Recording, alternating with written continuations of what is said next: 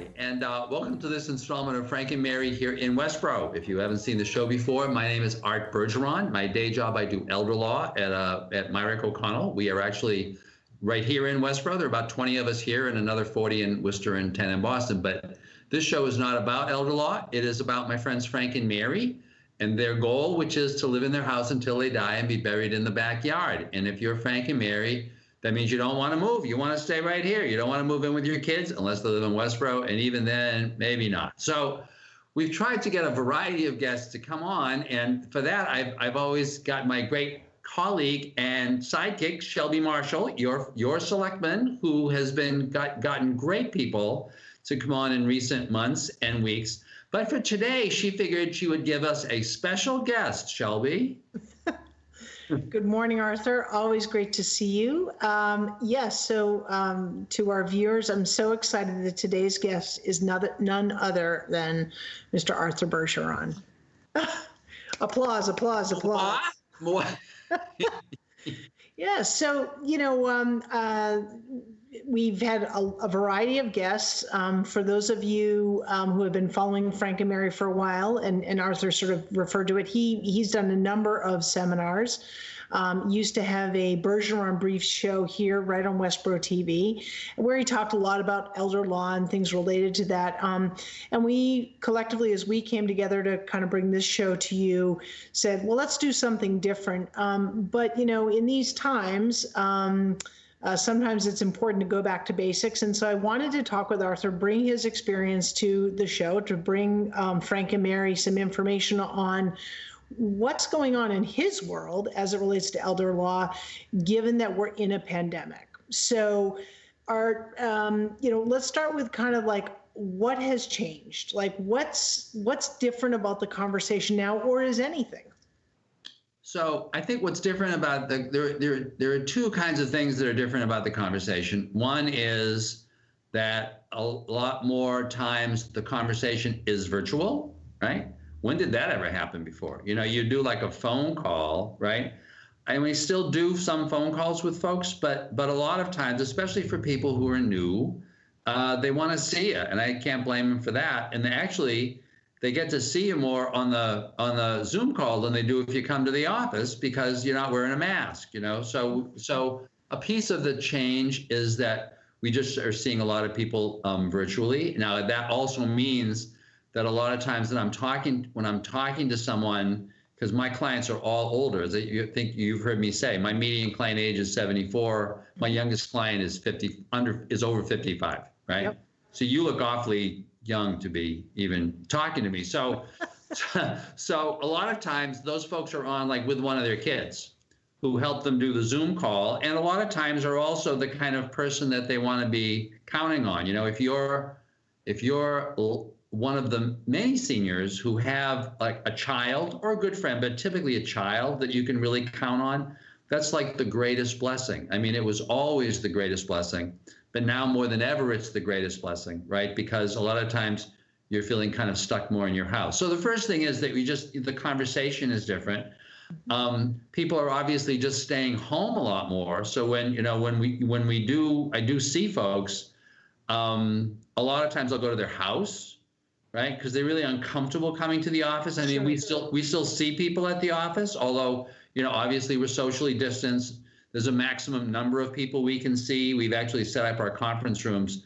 You used to have, 8 or 9 chairs, and now there's 3, right? Yeah. And you're all so you have to kind of yell, when you're in this. But fortunately, we have the facilities that we can do all of that stuff. But increasingly, I see folks at home. That was always true. When I was, as you know, my Thursdays are Ireland Day. I always go to Martha's Vineyard in Nantucket. So there, I would always see people at their house because I was driving there. But it's kind of a new thing, and people were used to that.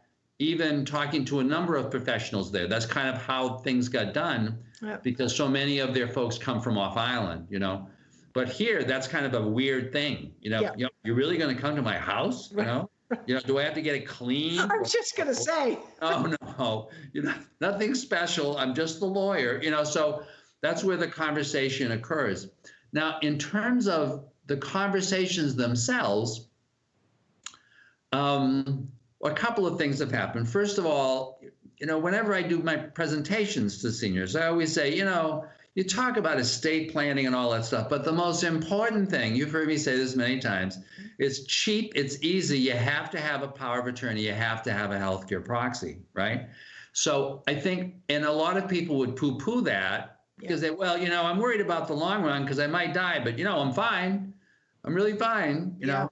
And as a result of COVID, people have come to realize that that for everyone, not just for a few, for everyone, something can happen, and just like that, things have changed, and that in those situations, first of all, you do want somebody who can talk to the doctor for you, read the chart for you, even if you're kind of basically feeling okay. If you're like on a ventilator and you're in the hospital, maybe you don't want to feel like talking to those people. So you'd rather have that, a lot of times, a designated child. And once again, I really kind of I've always encouraged seniors. I said, as you get older, do you really want your spouse to be having to talk to the doctor and read the charts and do all that stuff? Or can't you lay this off on one of your kids? Right, because you think about it, right? You've sacrificed your whole life for these kids. You might as well make them do a little work for you. Do a little work, yeah. And in the meantime, you don't want to be you want to be with your spouse, Now, once again, unfortunately, in a lot of places now, you can't be with your spouse if they're in these facilities, right? But so pass it off to your kids. And the other piece is that power of attorney, which often that you and I have talked about. That a power of attorney just gives someone everything that the other person could do, on their behalf. And people will always say, well, like what? And I'll say, like, go to the bank, like go to town hall and figure out your tax issue, like call the insurance company, like everything that you could do that for which if your daughter calls and says, well, I'm just checking on my mom's bank account, they'll say, well, where's the power of attorney? We don't care that you're the daughter. Where's the power of attorney? So that part's changed. The other thing I think that has changed is people are more aware that they might die, and that they might die suddenly. So during this pandemic, I lost 13 clients. That have no one recently, but during the spring and early summer, 13 people, of which 10, depending on how you evaluate, 10 or 11 were in a nursing home, or in an assisted living, right? In a memory care unit in an assisted living, and the others were at home. But for everybody, for every senior, I think for folks around here, like most people know somebody, not necessarily somebody who died, but somebody who had it. And they all realize that they're seniors. And therefore, if there's anybody that's going to get it and die, it's them. That it's, possible that somebody else is going to die, but only marginally possible. But for them, it's real. So it became very real. And so folks are contrary to what I had expected for this year. I had expected when COVID started that people would be just kind of cowering down and afraid to do anything or not wanting to do anything. Instead, it actually increased the number of people who had maybe postponed this. I mean, so I've been at Myrick O'Connell now for 10 years. And over that time, I now talk to probably about 10 new people a week. So that's about 500. Wow. Yeah, that's about 500 a year. Yep. And that's more than when I started. But say I've talked to 4,000 people during that time. And for all of them, after I speak to people, I always send them a letter to summarize what I said, because they'll always be saying, they're scratching their heads by the end. What did he say again? Yes, right. Yeah. And so I tell them, I promise, I'll just send you a letter, and I don't charge. Or they're saying, I think I heard you said, send me a letter so I can review it with my kids. Yeah, right. Exactly. And a lot of times they'll say, well, actually, if there's a designated daughter, and it's typically a daughter, send a copy to my daughter, so we can kind of all talk about that, right? And I'll do those, and some of those, will decide to do something, but most will say, well, it really, it's not right, the time is not right, and it's going to be expensive, and I really rather not do that. Yeah.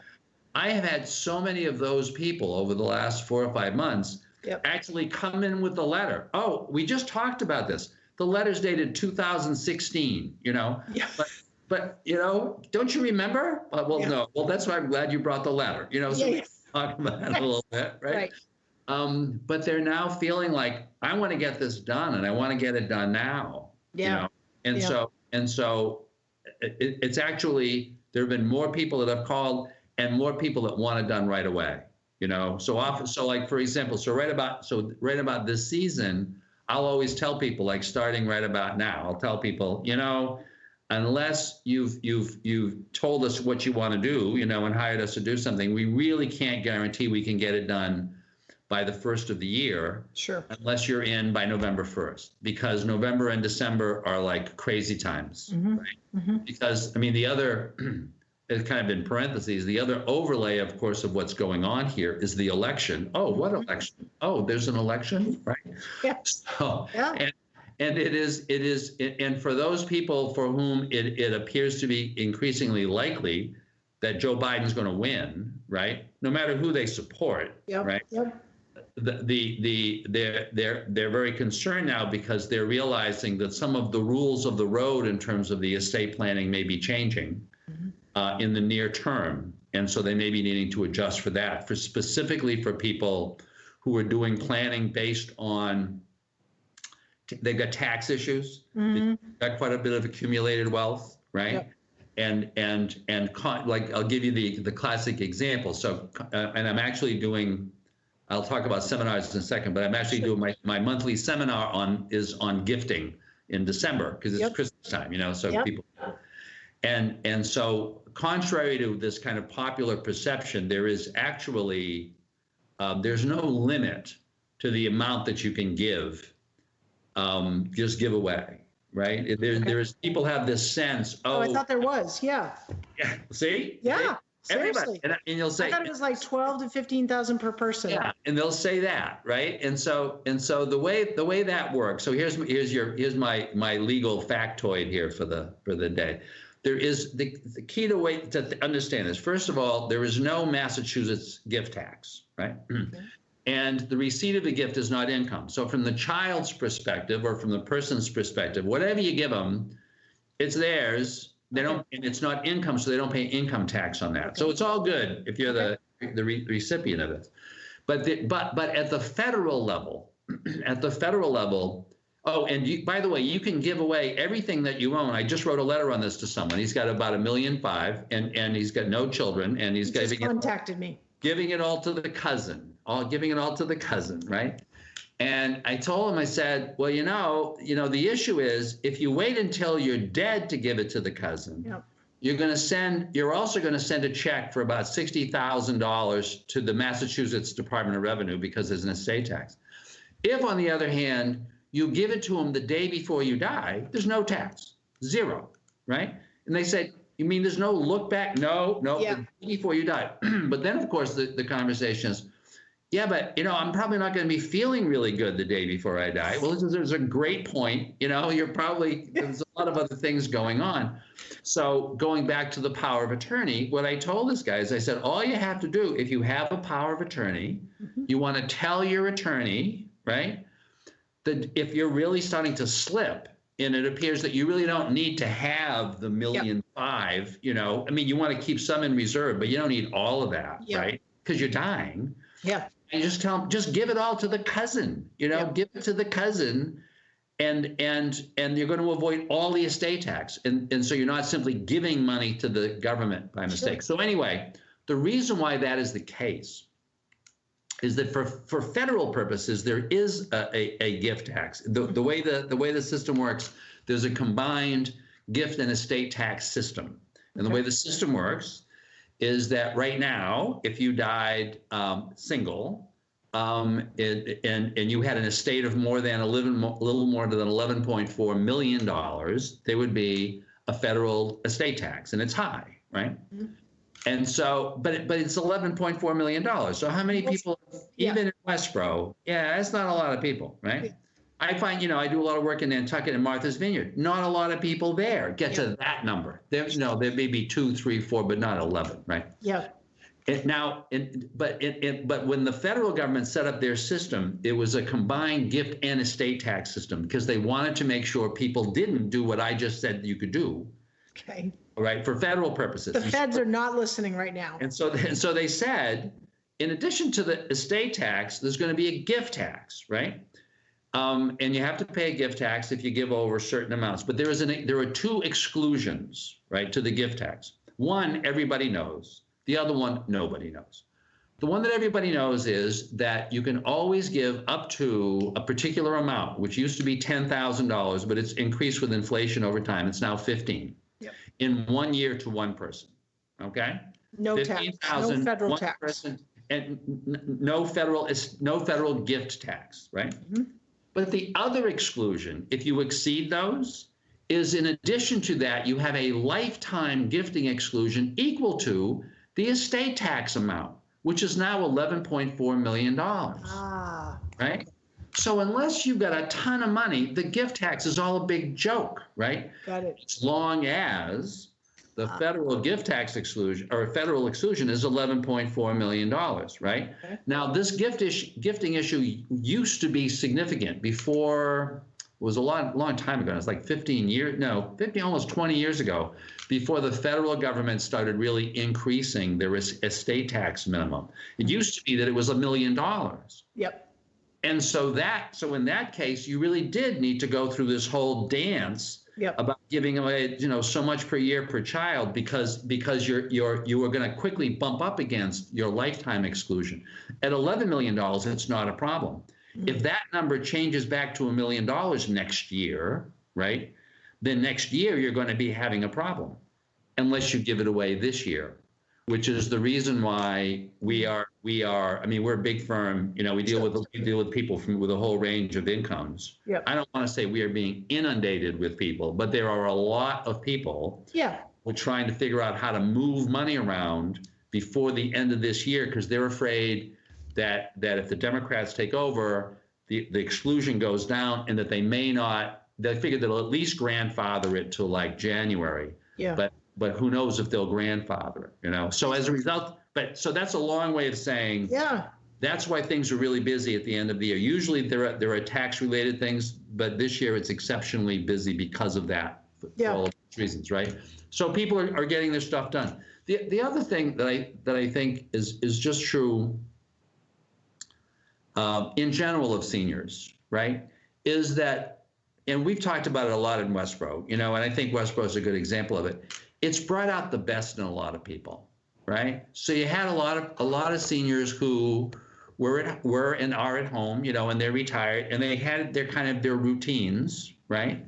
And now many of them don't have the same routines, right?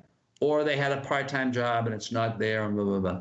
But as a result, I think this has just brought out the kindness of a lot of people, right? That you got a lot more people who are volunteering, not to do big global things, but like they're just talking to the lady down the street that they never really knew, and this is true of a lot of younger people also that are talking to their neighbor. Oh, dear, Miss So-and-so, you'd always see her walking and she was out doing her garden and stuff, and you'd say hello. Yeah. But now, people, they'll stop in, and they'll check, do you need anything? Do you need any food? And that's terrific. I guess the best part about my practice is that I'm dealing with nothing but seniors and people who are dealing with seniors. See, but it's like your work, there are days you just can't stand your job, right? Because of the bureaucracy and calling the insurance companies and dealing with all this stuff.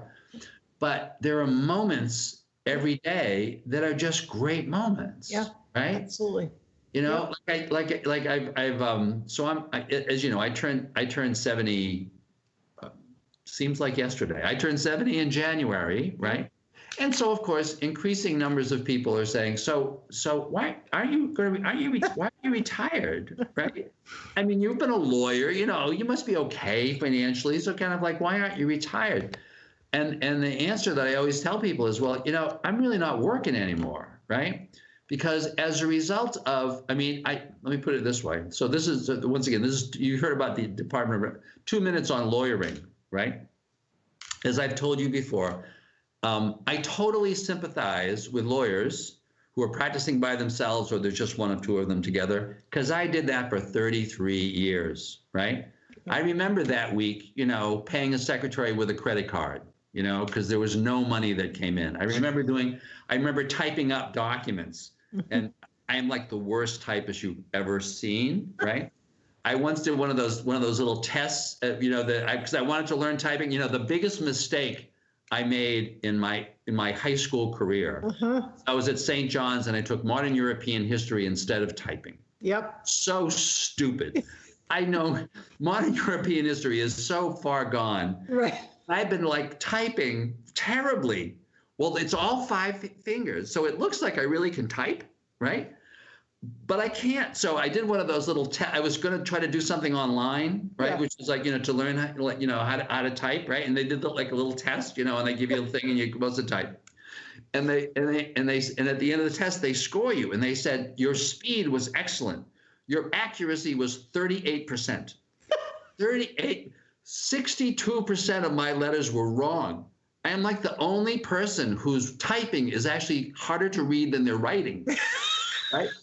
It's like really terrible. So fast forward now, I've been at Myrick for 10 and a half years. I have not had to type a single document, right? You can dictate it all. You got these people who are terrific at this, right? I got all this back staff. People call, can you get this done right away? Mom's dying. Yes, actually, I can get it done right away, like in an hour. Yeah. Because the staff is there, because you just have all of this stuff. I'll do one more story, and then I'm going to go back and I'm going to ask you, because thank you for asking me on for the show. I've really loved it. Right?